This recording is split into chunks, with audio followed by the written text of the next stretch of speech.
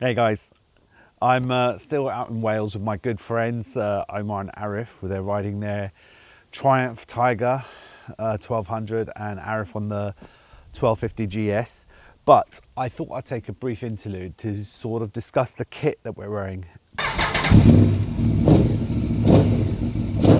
Both Arif and my good friend Omar wear amazing gear, and we'll look at their stuff.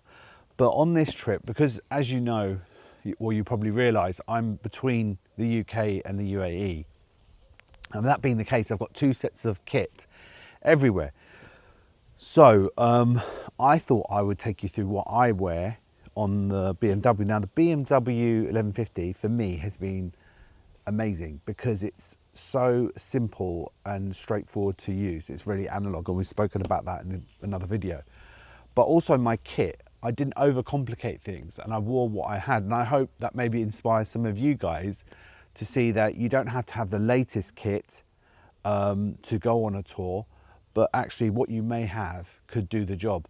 But also I would recommend looking at the kit that we go through with that Omar's wearing and that Arif's wearing, and sort of be inspired to sort of like trade up to that level, because honestly they're much more serious tourers and like adventurous type people than I am.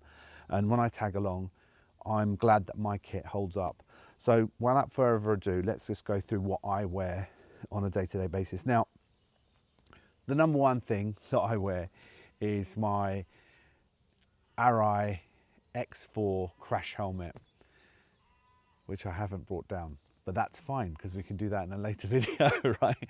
So the Arai X4 crash helmet, it's a fantastic live, massive aperture, great ventilation, vented on the sort of the eyelids, so that the brim of the visor, which channels air through the head, has got two vents at the front and at the back, exhaust ports to let air out.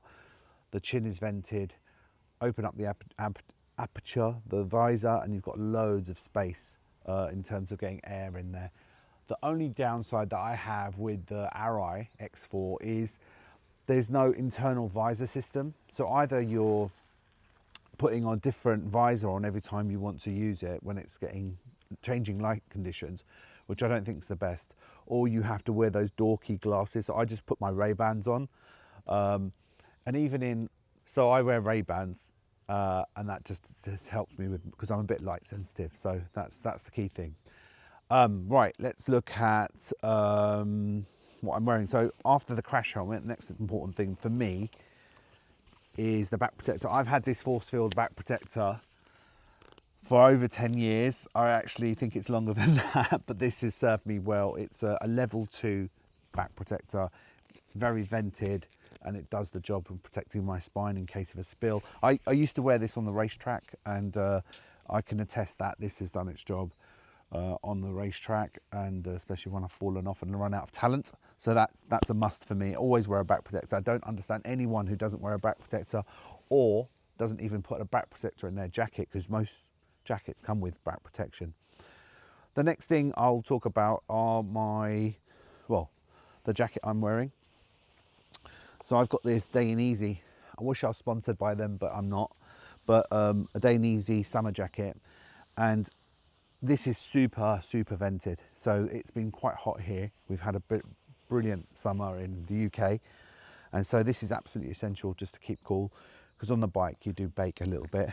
I love this jacket because it's got these reflective panels and stuff. It's quite discreet, but the armour in this jacket, if you can hear that, it's pretty solid, and it's quite long in terms of how much elbow to forearm protection you get in that jacket. So I'm really happy about that. And actually that's one of the main reasons I got this jacket. Again, great shoulder protection on this jacket. Now obviously in a spill, a summer jacket is not going to be as protective as a full touring jacket or a leather jacket. So obviously you take your risk and you choose how you're riding.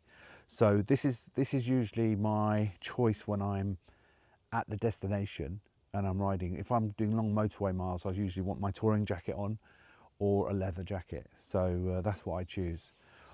Okay, so another good feature about this jacket, it comes with this windproof liner, and believe me, this thing makes a massive difference. When you put that in, the little chill that you get in the evenings, that's completely cut out, and I really appreciate that. So that's awesome.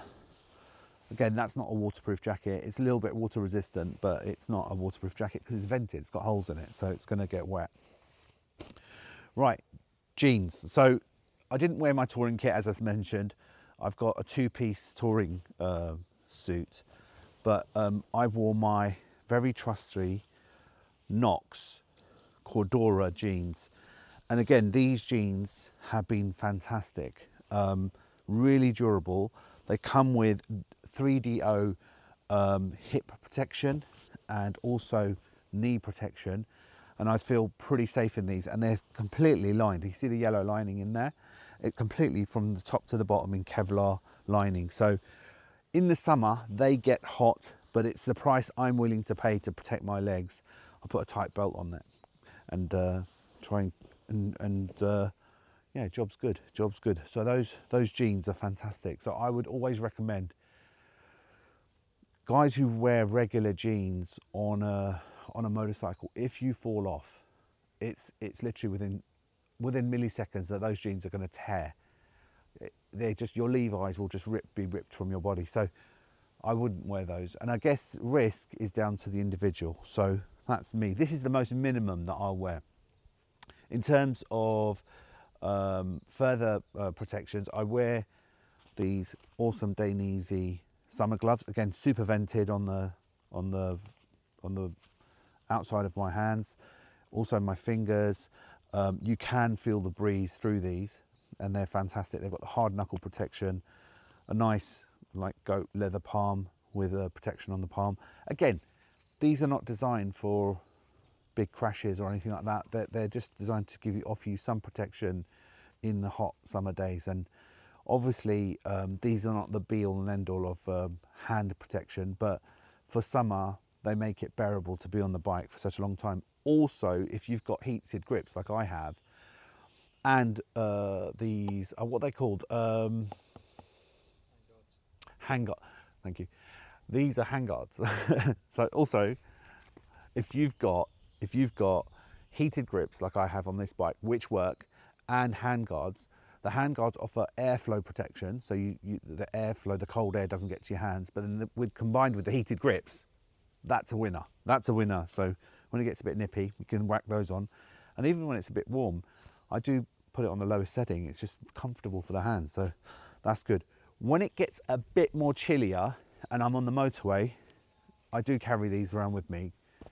I've got my Dainese short leather gloves. They're designed to be worn inside the jacket, so they're not full gauntlet types. They've got the titanium plates on the outer hand, knuckle protection, this sort of control item on the pinky finger, which is just armoured, so which gives you a reassuring feel. Also on the palm of these, they've got like a little grippy bit, which actually really helps with throttle control. Lovely feel on these gloves, and it's got this sort of like palm slider, really handy. Good for the motorway and good for when it's a bit chillier. Right, what if it starts raining or I'm getting colder? Because that's what's happened here in Wales. It's been scorching, and then all of a sudden it's gotten really cold. Now Omar, for example, has this amazing technical jacket, and we'll look at that, and it can vent up really quickly, and then with a few clicks and zippers it can like enclose him and give him full weather protection. So we'll look at that, but I don't have a jacket like that. So what do? The Rain Mac. Now Arif asked me, is that the latest the Rain Mac with the technical specs? No, it's not one of those latest jobs. This is from a hardware store, and it's just like what workmen wear when they're building your roads.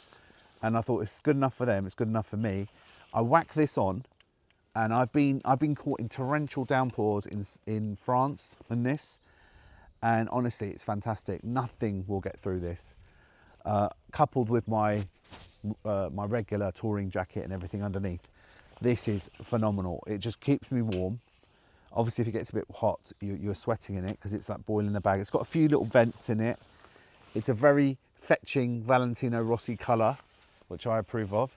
You're very much visible to other road users, but with the hood, high collar, bit of room. I've got an extra large there, so I've got room to put my jacket on. It's the bee's knees. It's fantastic. That thing, I think 15 quid I paid for this, 15 pounds. What a bargain. So that rolls up, goes anywhere I'd like it to go, doubles up as high visibility for the rest of the back of the bike if I want to attach it to my pack. But quickly stop, put that on, zip up, toasty, heated grips on, jobs are good. And forgot about boots. Let's talk about boots quickly. These are the most comfortable boots I've ever, again, I'm not sponsored, I'm not affiliated to this company. These are my very, very trusty, oh, drop my stuff, very, very trusty Alpine Stars SMX Plus boots. And I think, without a doubt, Alpine Stars, for me, with a man with big feet, will make the most comfortable boots you can buy. And these have served me well. I bought these boots, this is my first, God, these are very old. But they're still doing their thing. Everything works. The lacing system from the inner boot is a bit broken, but I just tie a knot, and like you're tying up your shoelaces, and they're fine. A little bit of paint transfer on them.